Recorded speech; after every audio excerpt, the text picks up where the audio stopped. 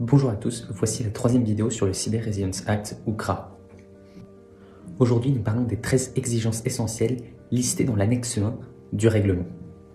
Le règlement impose que tout produit soit conçu avec un niveau de cybersécurité adapté au risque.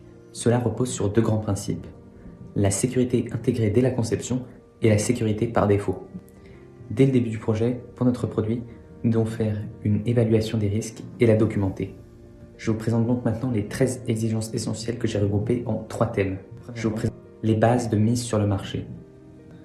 Tout d'abord, au lancement, le produit ne doit avoir aucune vulnérabilité connue et exploitable. Le produit de plus doit être livré avec une configuration sécurisée par défaut et permettre une réinitialisation facile pour l'utilisateur. Deuxièmement, nous allons parler des mises à jour et de la protection sur les produits. Donc premièrement, dans ce thème, les vulnérabilités doivent pouvoir être corrigées avec des mises à jour de sécurité. Ces mises à jour sont de préférence automatiques et activées par défaut. L'utilisateur doit bien évidemment en être informé et doit pouvoir, si possible, les reporter ultérieurement. De plus, le produit doit protéger contre les accès non autorisés, avec une bonne authentification et une bonne gestion des identités. Il doit aussi détecter et signaler les intrusions. Dans ce même thème, la confidentialité des données doit être protégée, et cela avec le chiffrement, que les données soient au repos ou en transit. L'intégrité du code et des données doit être garantie avec une détection de toute modification non autorisée.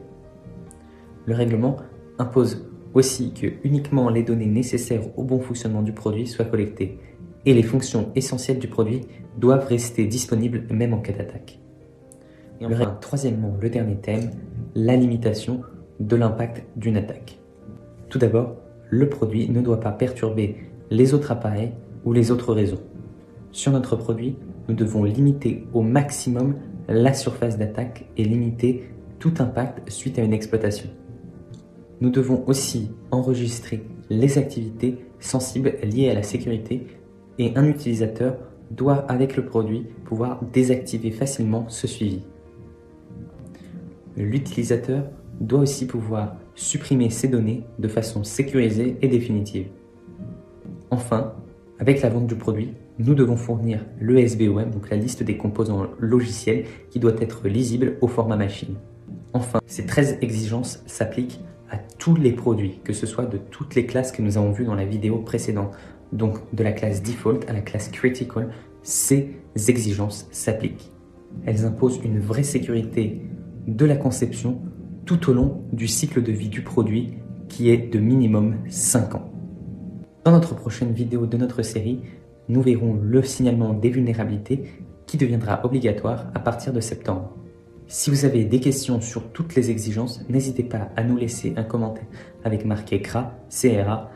On essaiera de vous y aider et merci à tous d'avoir suivi cette vidéo. Nous nous retrouvons pour le signalement des vulnérabilités.